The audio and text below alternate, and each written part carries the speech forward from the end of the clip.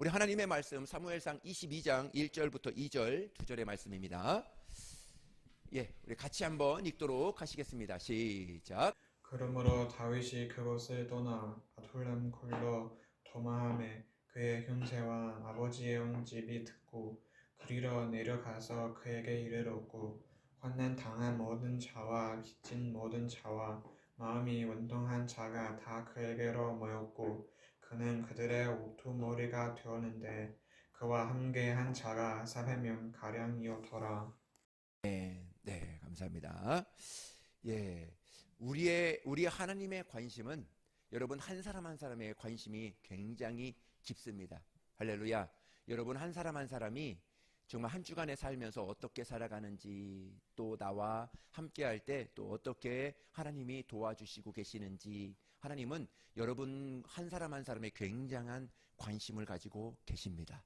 또 뿐만 아니라 그것보다도 더 관심을 두고 있는 것은 하나님은 공동체에게 관심을 두고 있습니다. 함께하는 두세 사람이 2명 이상이 함께하는 그러한 공동체에게 하나님은 더욱더 관심을 갖고 계시다는 것을 우리 성경을 통해서, 말씀을 통해서 보게 됩니다. 하나님이 인간을 창조하실 때 자신을 특별하게 소개했어요. 자신을 그냥 하나님, 여호와 이렇게 소개하면 되는데, 처음에 하나님을 소개할 때 우리의 형상, 우리라고 하는 공동체, 우리라고 하는 그러한 단어를 자신을 소개했습니다. 그래서 우리 인간을 만드실 때 우리의 형상대로, 우리의 모양대로, 우리가 우리 하나님의 뜻대로 사람을 만들자 하고 우리라는, 특별한 우리라는 그러한 단어를 쓰셨습니다. 하나님은 공동체를 통해서 존재하고 계시고 한 분 하나님이시지만은 또 정말 세 인격이 같이 어우러져서 그 하나님의 존재를 우리라고 하는 그러한 단어로 표현해 주셨습니다. 우리 인간은 공동체 안에서 그래서 성장하고 공동체 안에서 행복하고 공동체를 통해서 하나님의 뜻을 이루어갈 수 있도록 하나님이 그 하나님의 독특한 그러한 특성을 그대로 사람들에게, 우리 모든 인간들에게 적용해서 공동체를 통해서 만들어가고 공동체를 통해서 하나님의 뜻을 이룰 수 있도록 하셨다는 것이죠. 그래서 아담의 옆구리에 상처를 내서 가정이라는 공동체를 하나님께서 만드셨습니다.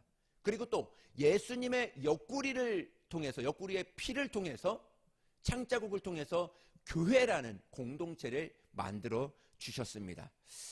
어떤 공동체도 그냥 세워진 것이 아니에요. 그러므로 누군가의 헌신과 희생을 통해서 정말 세워진 것을 누구도 부인할 수 없습니다. 그러므로 그 헌신과 사랑을 통해서 우리는 성장하고 하나님 앞에 나아갈 수 있는 것이죠. 나 한 사람 부족하고 연약하지만 연약하고 부족한 나와 내가 모여서 그리스도 안에서 우리가 될 때 막강한 힘이 된다는 것이죠.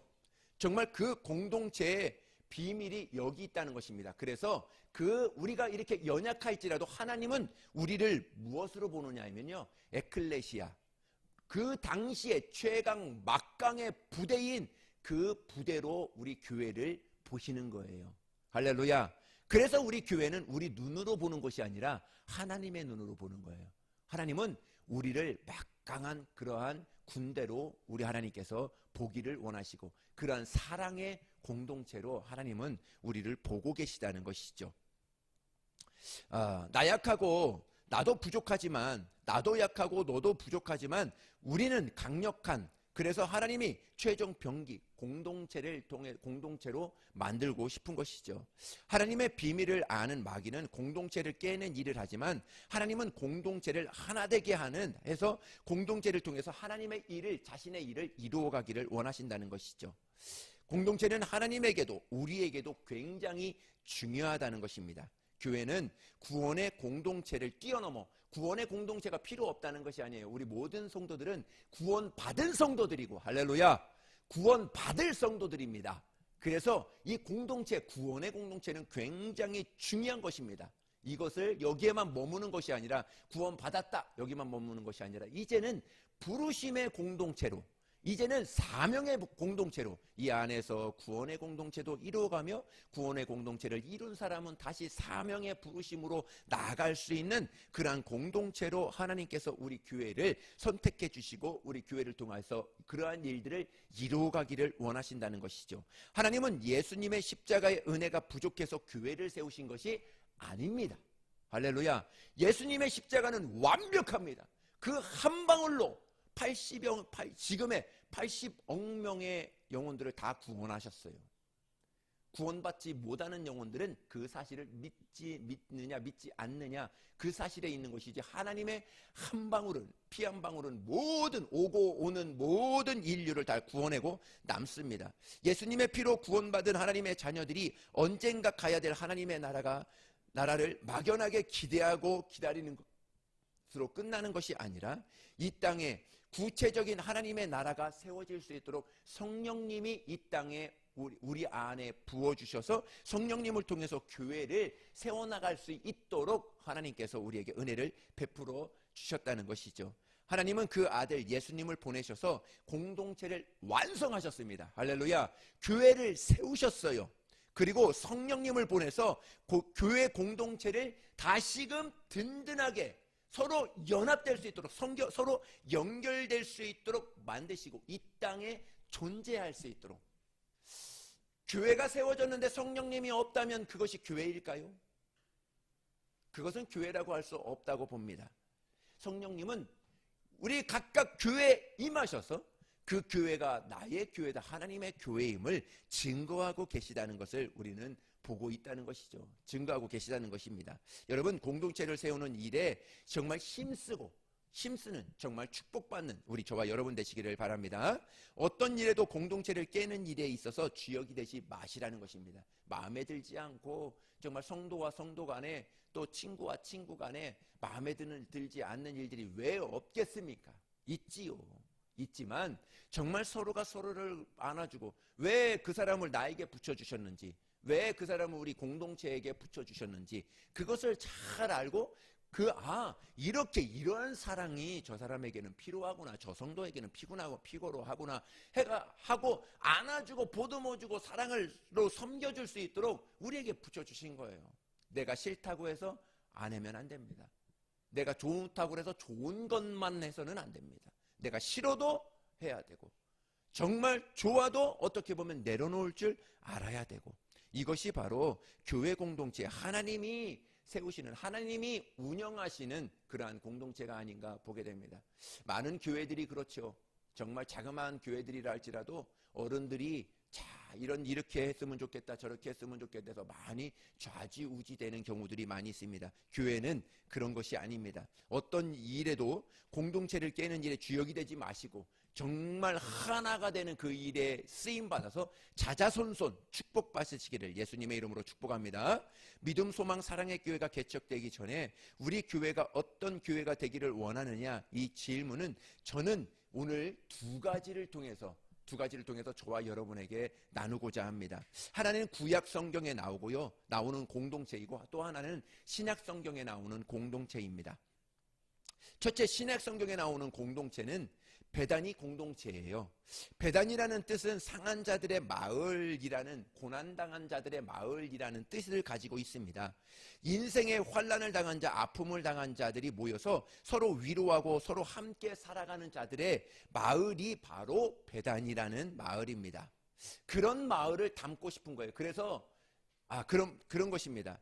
여러분, 성경을 읽다 보면 회당장 야이로라든지 아니면 수로보니게 여인이라든지 자기 자식이 병들었을 때 그 아비가 예수님께 나와서 내 아들을 고쳐주세요, 아니면 정말 수로보니게 여인이 자기 딸이 지금 힘들어합니다, 병들었습니다, 내 아들 좀 살려주십시오 하고 어머니나 아버지가 그 모든 문제를 가지고 나와서 예수님께 가지고 나와서 그 모든 일들을 이야기를 합니다. 그런데 나사로의 이야기에는 나사로가 죽어 병들어 절박한 상황인데도 엄마의 이야기, 아빠의 이야기가 등장하지 않아요. 누이 마르다와 마리아가 마을 사람들 마을 사람들을 예수님께 보내서 도움을 요청하는 그런 사건이 나옵니다. 이것을 추측하건대 아마 나사로의 부모님은 전쟁으로나 아니면 사고를 통해서 일찍 여인 것이 아닌가 보게 됩니다. 그래서 어찌 보면 베다니 마을은 나사로와 마르다와 마리아 같은 인생의 고난당한 자, 인생의 환난을 당한 자들의 모여서 사는 한 공동체가 아니었나, 한 공동체를 이루는 마을이 아니었나 보게 됩니다. 베다니는 예루살렘 변방에, 예루살렘 옆에 있는 작은 시골 마을이에요. 어떻게 보면 이런 비유가 맞을지는 모르지만 우리 천안 지역에 저기 구령리 저 변방에 있는 보이지도 않는, 알아지지도 않는 그런 마을과 같다, 이런 생각이 잠깐 들었습니다. 베다니는 깨끗하지도 않아요. 지금 보면은 팔레스타인에 있거든요. 서안지구라고 하는 팔레스타인에 있는데 정말 깜깜합니다. 그러니까 가보시면 아시겠지만 그 예루살렘과 유대인들이 살고 있는 그 동네는 쬐금해요. 그 동네와 그거를 조금 벗어나서 팔레스타인이나 이런 데 가보면은 확연히 차이 납니다. 길거리도 깨끗하고. 그런데 이쪽은 아주 시커멉니다. 베다니는 깨끗하지 않는 작은 마을이었습니다. 그곳에 예수님이 그렇게 남자들에게 사랑했던 마을이 있었는데 그것이 베다니라는 것이죠. 바로 우리 교회가 베다니 같은 작지만 정말 연약하지만 볼품도 없지만 그런 하나님의 사랑받는, 하나님의 관심이 있는 그러한 공동체, 그런 마을이 곧 우리 교회였으면 좋겠다, 이런 생각이 신약 성경을 통해서 보게 되었습니다. 그래서 우리 요한복음 11장에 베단이라는 마을을 잠깐 소개를 하는데 간략하게 이렇습니다.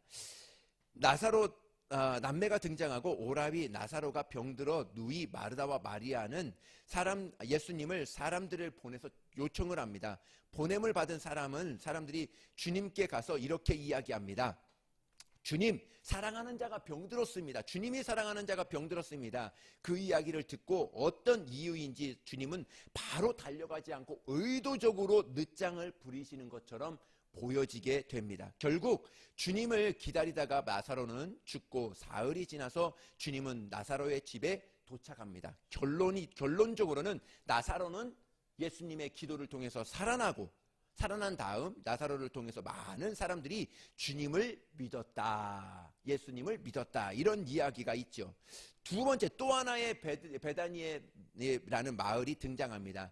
예수님이 공생의 3년 중에 마지막 한 순간을 남기시고 예수님이 십자가를 지기 위해서 예루살렘으로 올라가시려고 계획하고 있었습니다. 예루살렘이라는 대도시의 입구에 발걸음을 멈추신 주님은 누구든지 정말 누군지는 모르지만 베다니 마을에 제자 두 사람을 보냅니다. 성경에는 벳박의 건너편 마을이라 기록되어 있는데 그 마을이 바로 베다니입니다. 그리고 제자들에게 부탁합니다. 어느 마을, 어느 골목을 지나서 그곳 헛간에 가면은 나귀와 나귀 새끼가 매여 있는 것을 볼 거야. 나귀를 끌고 오지 말고 나귀 새끼를 끌고 오너라. 주인이 왜 끌고 가냐고 묻거든 한마디만 해주라. 주가 쓰시겠다, 이렇게만 말해라. 하라. 예루살렘은 400m에서 600m 높은 언덕에 세워진 성입니다. 사람들이 지방에서 올라와서 예루살렘의 일을 보거나 아니면 유월절이나 절기를 지킬 때 많은 물건들을 가지고 가지요. 그래서 거기 앞에 베다니 마을에 도착해서 그 해발이 이게 가는 길이 험하고 높기 때문에 나귀나 또 말을 렌탈을 해서 자기의 짐들을 싣고 마지막으로 예루살렘에 올라가는 그러한 그 일들을 했던 그 작은 마을입니다. 당시 수많은 나귀들이 그 집에 모여서 자신들을 선택해줄 손님을 기다리고 있습니다. 일반적으로 나귀를 선택하는 기준은 여러분 보십시오. 제가 한번 정해보았는데요. 얼마나 힘이 센지, 얼마나 말을 잘 듣는지, 얼마나 사람을 태워본 경험이 많은가, 얼마나 건강한가, 외모적으로도 얼마나 멋있는가, 이것이 기준이 되어야 되지 않겠습니까? 그런데 주님은 정반대의 조건을 가진 나귀 새끼를 선택합니다. 경험도 없고 힘도 없고 사람을 태워본 적도 없습니다. 건강하지도 않습니다. 작기 때문에 외모도 그렇게 출출하지 않습니다. 그러기에 주님 누구도 거들떠보지 않았던, 누구에게도 선택하지 않았던 나귀 새끼를 주님은 풀어 끌고 오너라, 이렇게 이야기를 합니다. 이해가 안 되는 주인이 사람들마다 경험이 되고 노련하고 힘이 있고 한 나귀를 정말 사람들이 고르는데 당신은 왜 나귀 새끼를 끌고 가느냐 묻거든 답은 간단합니다. 주가 쓰시겠다 하라, 이렇게 이야기를 하고 그 나귀를 끌고 주님께 가는 것을 이렇게 보게 됩니다. 이 두 가지 사건이 있었어요. 오늘 이 두 가지 사건이 있는데 이 두 가지 사건을 넘어서, 이 두 가지 사건을 통해서도 우리 좋은 공동체, 베다니 같은 공동체, 베다니 같은 그러한 하나님의 사랑받는 그러한 교회가 되었으면 좋겠다, 그런 마음이 들었어요. 근데 세 번째 결정적인 이유가 있습니다. 베다니 마을과 같은 그러한 교회가 되기 원하는 세 번째 마지막은, 결정적인 사건은 누가복음 24장의 말씀입니다. 우리 24장 50절에서 53절인데요. 우리 같이 한번 읽도록 하시겠습니다. 시작. 예수께서 그들을 데리고 베타니 앞까지 나가사 손을 들어 그들에게 축복하시더니 축복하실 때 그들을 떠나 하늘로 올려지시니 그들이 그에게 경배하고 큰 기쁨으로 예루살렘에 돌아가 늘 성전에서 하나님을 찬송하니라. 아멘. 네, 할렐루야. 제가 베다니 마을 같은 그런 공동체가 되고 싶다, 우리 교회가 되고 싶다. 결정적인 것은 오늘 누가복음 24장 50절에서 53절의 말씀입니다. 여러분, 이 장면은 성경에 오고 오는 역사 가운데 최고의 사건이에요. 이것보다 더 놀라운 사건이 있습니까? 우리 이 성경에 나오는 모든 사건 중에서 이 사건만큼 놀라운 사건이 있느냐 이거죠. 최고의 하이라이트입니다. 마지막 예수님께서 이 땅에 모든 것을 마무리하고 올라가는데 그 올라가는 장소가 과연 어디였느냐 이거죠. 예루살렘? 큰 성전이 있는 예루살렘? 아니었어요. 본인이 태어났던 고향 베들레헴? 아니었어요. 본인이 정말 사역했던 갈릴리 마을? 아니, 갈릴리 바다? 아니었어요. 어떻게 보면 아무도 생각하지 못했을 것입니다. 주님이 과연 부활하실 때 저기를 가실 수 있었을까?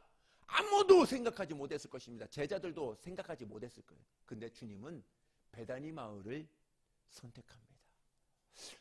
왜 굳이 베다니 마을에서 예수님은 그곳에서 부활을 하셨을까? 예수님이 십자가를 지시고 죽으시고 3일 만에 부활하시고 40일 동안에 이 땅에 계시다가 하늘나라로 가신 다음 하늘로 올려지는 바로 그 순간이라는 것이죠.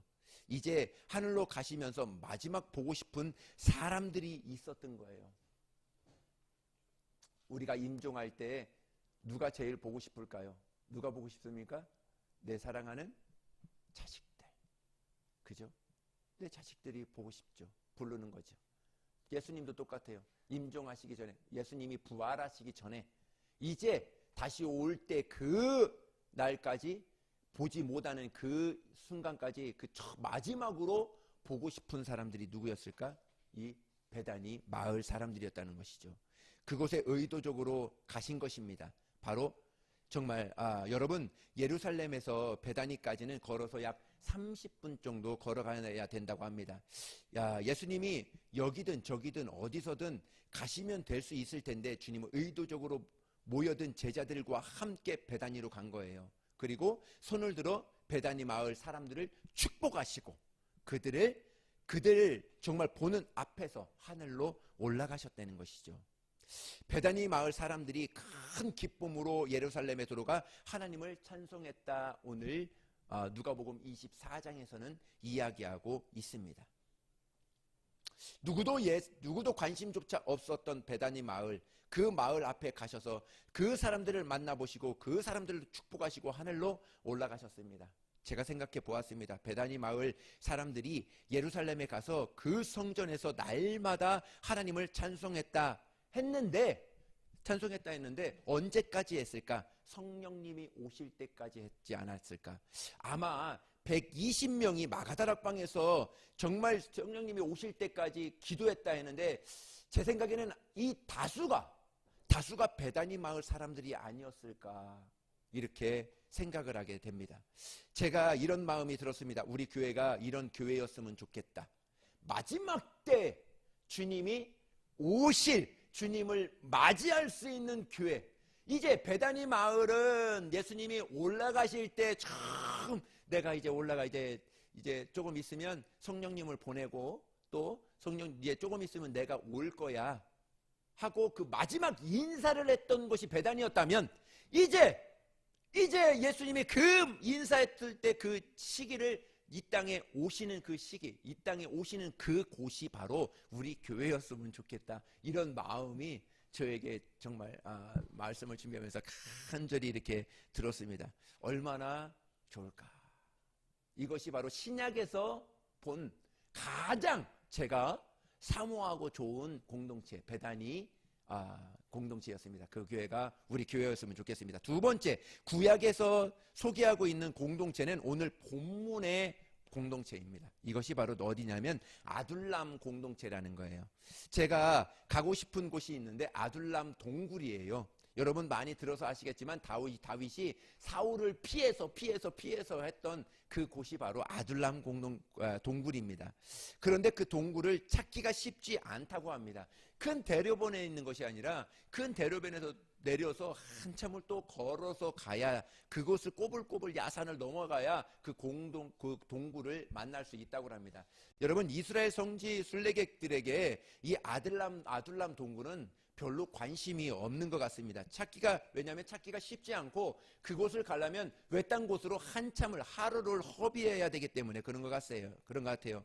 근데 제가 꼭 가고 싶은 곳은 이 아둘람이에요. 왜 그러냐면 우리 교회가 아둘람을 담고 싶기 때문에 그렇습니다. 아둘람 공동체를 담고 싶기 때문에 그렇습니다. 사울에게 쫓기다가 유대 땅 어디에도 숨을 곳이 없다고 판단한 이 다윗은 블레셋 아기스에게로 망명하랍니다. 예로 한 가지 보아도 다윗은 이 블레셋 가드라는 곳으로 가면은 안 됐어요. 그것도 골리앗의 칼을 차고 가면은 안 됐습니다. 여러분 바보가 아닌 이상 블레셋 땅 가드에 가면 그것도 골리앗 칼을 들고 가면 정말 그건 안 되잖아요. 왜 그러냐면 골리앗의 고향이 어디예요? 블레셋 가드이거든요. 그러니까 누가 보더라도 골리앗을 죽인 다윗이라는 것을 누가 보더라도 알 수 있고요. 골리앗은 등치가 컸기 때문에 칼도 컸겠죠. 다윗이 이렇게 칼을 들고 갔는지 이고 갔는지는 모르겠지만은 끌고 갔을 굉장히 컸을 것입니다. 싸매도 저거는 골리앗의 칼이라는 걸 누구도 알아볼 수 있었어요. 사실 다윗은 아무리 힘들어도 블레셋으로 가면 이 가드로 가면 안 됐어요. 그는 블레셋으로 도망갈 것이 아니라 끝까지 신실하신 하나님을 신뢰하고 하나님의 품을 더 파고 들어갔었어야 돼요. 근데 다윗은 너무 힘들고 지치다 보니까 사울에게 쫓기고 하루 두 해입니까? 정말 몇 해 동안 쫓기다 보니까 자기가 생각한 것이 하나님을 더 의지한 것보다도 본인이 생각한 것이 여기로 들어가면은 적군으로 들어가면은 찾지를 못하겠지 한 것이죠. 그렇게 생각을 한 것이죠. 다윗은 사울이 두려워서 도망갔는데 더 큰 사자를 맞는 거예요. 더 큰 그런 것이죠. 적장 골리앗 앞에서도 두려워하지 않았던 다윗. 그날의 다윗은 어디로 갔는지 모르겠습니다. 담대함과 용기는 인간의 본성에서 나오는 것이 아니라 하나님이 나와 함께 하신다는 확신에서 나오는 용기가 진짜 용기라는 것을 오늘 이 말씀을 통해서 보게 됩니다. 다윗의 한순간의 잘못된 선택이 혹독한 대가를 치르게 됩니다. 이스라엘의 기름받은 왕이 적장 골리앗을 때려 눕혔던 영웅이 다윗이 졸지에 미친 행세를 하고 침을 흘리며 그 블레셋을 도망 나오게 되는 신세로 전락되게 되죠. 나중에 다윗이 이때를 기억해서 이렇게 고백을 합니다. 시편 118편의 말씀입니다. 여호와께 비하는 것이 사람을 신뢰하는 것보다 나으며 여호와께 비하는 것이 거관들을 신뢰하는 것보다 낫도다. 이 고백은 엄청난 대가를 치르고 난 다음에 이렇게 고백을 하게 되죠. 인간의 방법으로 가드로 피신한 것이 옳지 않았다. 정말 믿음의 처사가 아니고 지혜의 처사가 정말 하나님의 지혜의 처사가 하나님을 더욱더 의지하는 믿음이 우리에게는 더 필요하다 오늘 말씀하고 있는 것이죠. 이 일 후에 도망간 곳이 유대와 블레셋 비무장지대, 유대와 블레셋의 가운데 있는 그 비무장지대 아둘람 작은 동굴이었어요. 다윗은 유대 땅에 어디에도 블레셋 땅에도 자기 몸을 숨길 곳이 없다는 것을 이제 경험을 다 한 거예요. 그래서 다윗도 이 시간 정말 얼마나 지루했겠어요. 지루했던 시간을 다 멀리하고 그 아둘람 동굴을 찾아서 그 비무장지대에 들어가서 자신이 숨습니다. 사무엘의 선지자를 통해서 이스라엘의 왕으로 기름 받은 지가 적지 않은 시간이 흘렀습니다. 사울이 이미 하나님께 버림받았다면 이제 나를 왕으로 세우실 때가 됐는데 이미 수많은 시간들이 지났다는 것이죠. 하나님이 나를 잊으신 것이 아닐까? 이런 생각이 왜 안 들었겠습니까? 왜 하나님께서 나를 기름 부어놓고 나를 이런 고난과 이런 터널을 지나가게 하셨을까? 정말 고민을 안 하지는 않았을 것입니다. 여러분, 하나님은 서두르지 않으십니다. 그렇다고 늦장 부리시지도 않으십니다. 하나님의 시간을 믿으셔야 됩니다. 하나님의 카이로스를, 하나님의 시간을 믿으셔야 되는 것입니다. 여러분, 하나님이가 군대를 갔는데 국방부 시계만큼 늦게 가는 시간이 없다고 이렇게 이야기를 합니다. 정말 저번에도 말씀을 한번 드렸지만 밥을 안 준다는 걸, 밥을 훈련하는데 그렇게 훈련하는데 밥을 안 준다고 합니다. 밥을 많이 먹어야 그렇게 훈련을 하는데 그것도 훈련이죠. 정말 여기 어떻게 밥을 잘 안 먹는 사람이 있어요? 강력히 추천합니다. 해병대를 강력히, 거기 가면은 제일 싫어하는 그 뭐예요? 케찹을 제일 싫어했거든요. 케찹을 한 방울 똑 떨어뜨리면 안 먹었어요. 하면은. 근데 케찹이 비벼져 있는, 우리 비빔밥처럼 고추장에 비벼져 있는, 그렇게 비벼놓은 것도 단순간에 해결해버리는 그것이 입니다. 여러분, 또 자녀들 말 그렇게 안 먹는 사람 있으면 강력 추천하니까 기억하시면 좋겠습니다. 시편 37편의 말씀입니다. 우리 같이 한번 읽겠습니다. 우리 읽습니다. 시작. 여호와 앞에 잠잠하고 참고 기다리라. 자기 길이 형통하며 악한 꾀를 이루는 자 때문에 불평하지 말지어다. 본을 그치고 너를 버리며 불평하지 말라. 오히려 악을 만들 뿐이라. 진실로 악을 행하는 자들은 끊어질 것이나 여호와를 소망하는 자들은 땅을 차지하리로다. 아멘. 귀한 말씀입니다. 여호와 앞에 잠잠하고 참고 뭐해라? 기다리라. 자기 길이 형통하며 악한 꾀를 이루는 자 때문에 불평하지 말라. 분을 그치고 노를 버리고 불평하지 말라. 오히려 악을 만들 뿐이라. 불평하면 악을 만들 뿐이야. 하나님과는 전혀 상관없다는 것입니다. 진실로 악을 행하는 자들은 끊어질 것이나 여호와를 소망하는 자는 땅을 차지하리라. 이 축복이 저와 여러분에게 있기를 예수님의 이름으로 축복합니다. 오늘 우리가 당하는 이해 못하는 일들이 참 많습니다. 왜 이 일이 나에게 일어나는지 설명할 길이 없을 때가 많습니다. 이해되지 않는, 정말 오늘의 일을 두고 억지로 해석하고 풀려고 하지 마시라는 것입니다. 하나님이 감추어 놓은, 정말 하나님이 그 안에 감추어 놓은 것이 있다는 것입니다. 정말 조금 지루하고 힘들지라도 기다리라는 것이죠.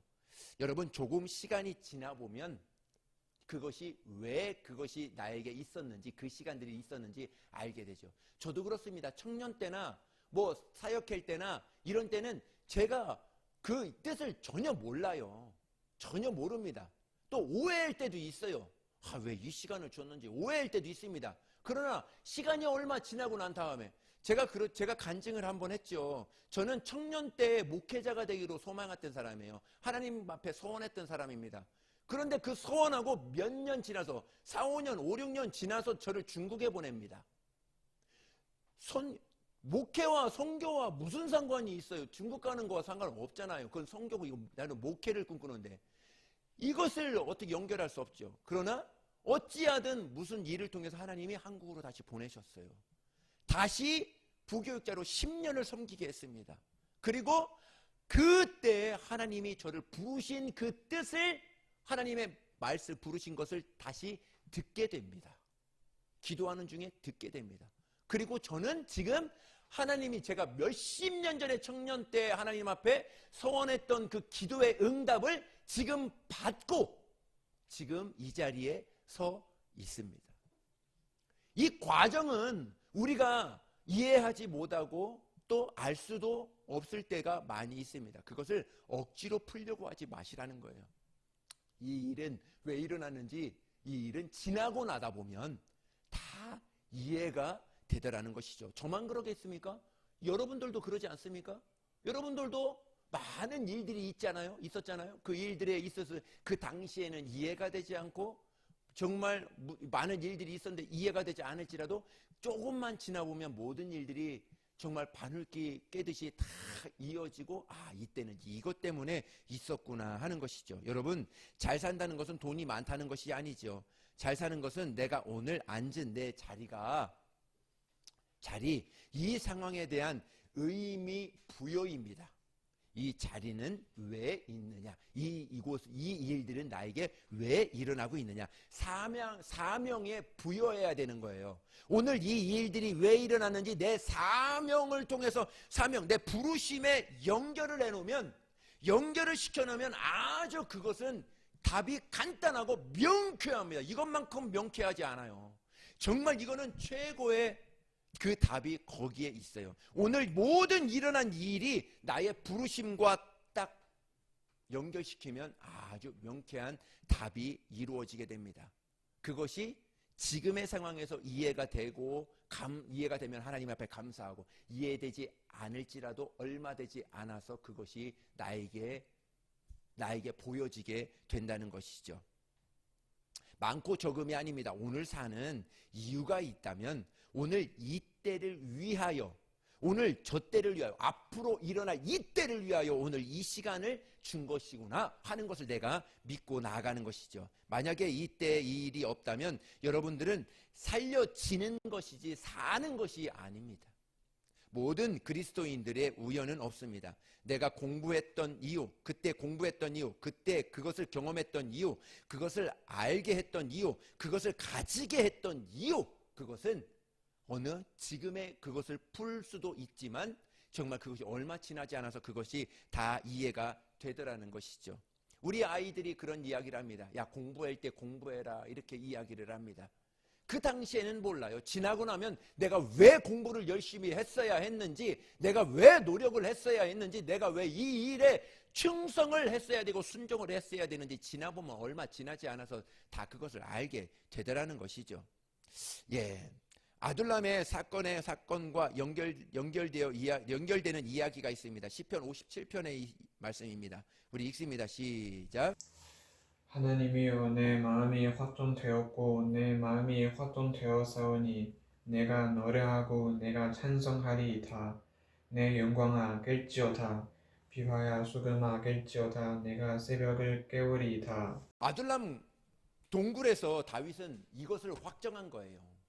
이것을 확정해서 내가 새벽을 깨우며 하나님께 나아가리다. 하나님 앞에 더욱더 가까이 하리라. 내가 깨달았다. 내가 블레셋에 들어가든 내가 어디를 가든 아무런 내가 피할 곳이 없다. 유대 광야 둘러봐도 없다. 내 아둘람 공동체, 아둘람 동굴에서 나에게 온 환난당한 자, 두려운 자, 힘들어하는 자, 가난한 자 다 물러모은 그 공동체를 통해서 하나님 앞에 끝까지 기도하겠다. 새벽을 깨워서라도 하나님 앞에 찬양하며 매일과 같이 하나님을 의지하며 나아갈 것이다. 그때 아둘람 공동체, 아둘람 동굴에서 다윗은 고백하며 하나님 앞에 선언했던 것이죠.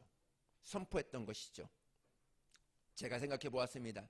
33년 다윗의 멈추지 않는 오직 한 가지의 마음이 어디에서 만들어졌을까? 이 아둘람 공동체, 공동 동굴에서 만들어지지 않았을까 하는 것이죠. 다윗을 바로 이스라엘의 왕의 자리에 앉히지 않고 그때 그 수치의 일을 당하게 하고 모욕을 당하게 하고 정말 그 모든 일들을 지나가도록 허락하신 이유, 그리고 변방의 작은 아들람 동굴에 부르신 이유가 명쾌해졌다는 거예요. 다윗은 하나님 앞에 기도하니까 하나님의 음성을 듣고 나서 명쾌해진 것입니다. 그리고 시편 142편에 이렇게 이야기합니다. 우리 읽습니다. 시작. 내가 소리내어 여호와께 부르짖으며 소리내어 여호와께 간구하는 도다. 내가 내 원통함을 그의 앞에 토로하며 내 우환을 그의 앞에 진술하는 도다. 네, 이어서 4절과 5절 읽습니다. 시작. 오른쪽을 살펴보소서. 나를 아는 이도 없고 나의 피난처도 없고 내 영혼을 돌보는 이도 어나이다. 여호와여, 내가 주께 부르짖어 말하기를 주는 나의 피난처시요 살아 있는 사람들의 땅에서 나의 분깃이시라 하였나이다. 아멘. 여러분, 오늘의 삶 가운데 여러분들의 피할 곳이 많이 있습니까? 내가 여기에 피하고 저기 피하면 되고, 오늘의 상황에 있어서 이것을 하면 되고 저것을 하면 되고 이것을 하면 됩니까? 아닙니다. 오늘의 제가 하나님의 말씀이, 저와 여러분들에게 주시는 말씀은 오직 하나님이 피난처시다. 하나님께 피하라. 하나님을 더욱더 의지하라. 피할 곳이 있어서 그것이 안전한 것이 아니다. 그것은 너의 생각이야. 하나님은 피할 곳은 교회, 하나님 여호와를, 하나님을 더욱더 가까이 하라는 것이죠. 이사야서 61장의 말씀입니다. 우리 같이 한번 또 읽습니다. 시작. 주 여호와의 영이 내게 내리셨으니 이는 여호와께서 내게 기름을 부으사 가난한 자에게 아름다운 소식을 전하게 하려 하심이라. 나를 보내사 마음이 상한 자를 고치며 포로된 자에게 자유를, 갇힌 자에게 노임을 선포하며. 네, 아멘. 이들이 아둘람 공동체에 있었던 사람들이라는 것이죠. 주님께서 공생애를 시작하실 때 주님께서 인용하시고 이것을 나의 사명이라고 외쳤던 그 사람들이 바로 마음이 상한 자, 묶인 자, 갇힌 자, 이들을 풀어주고 자유케 하고 그들의 정말 화관을, 머리에 재를 벗고 화관을 씌워주고 또 찬송의 노래를 부르게 만들어주고 기쁨의 옷을 입혀주면서 하나님을 찬송하게 했던 그 공동체가 바로 다윗이 이끌었던 아둘람 공동체였다는 것이죠. 하나님의 독생자가 세상에 왔을 때 예루살렘에 화려한 고관들의 전택에 오지 않았습니다. 예루살렘, 예수님은 시골, 정말 베들레헴 마구간에 오셨습니다. 주님을 찾아왔던 사람들은 양치던 목자들이었어요. 목동들이 예수님이 태어났던 그곳을 와서 그곳에서 하나님 앞에 감사하고 하나님 앞에 엎드려 경배하고 하나님 앞에 영광 돌렸던 사람들이 고관들이 아니었어요. 다 양치는 목동들, 그 주위에 있는 베들레헴, 그 농촌에 있는 그 사람들이 와서 했던 것이죠. 예수님의 선택은 제자들도 마찬가지입니다. 그들 가운데 자랑할 만한 사람들이 아무도 없었다는 거예요. 십자가 위에 모든 일일을 덮어쓰고 처절하게 죽어가실 때 주님이 남겨두신 사람들은 마리아와 몇 사람이 전부였어요. 주님은 그 한 사람을 천을 대신하게 하고 두 사람이 만을 대신하게 하는 그 역사가 주님의 역사였죠. 하나님의 역사는 그들을 통해서 이루어졌고 정말 저와 여러분 가운데 지금도 이루시기를 원하는 것입니다. 나도 아니고 너도 아니고 우리가 되어서 공동체가 되어서 환난당한 자, 빚진 자, 마음에 상처받은 자, 오갈 데 없는 자, 인생의 끝을 경험했던 그런 모든 사람들이 다윗에게 몰려왔던 것처럼 우리 교회에서도 어떠한 사람들이 왔을지라도 그들을 위로하고 격려하고 하나님의 사랑으로 품어주고 하나님의 사랑을 나타내 줄 수 있는 그러한 공동체, 그것이 바로 우리 아둘람의 공동체, 우리 교회이고 싶다는 것입니다. 다윗이 찾았던 인물에 대해서 놀라운 선포를 합니다. 다윗은 이런 선포를 합니다. 우리 사무엘상 마지막 절입니다. 우리 22장 23절입니다. 읽습니다. 시작.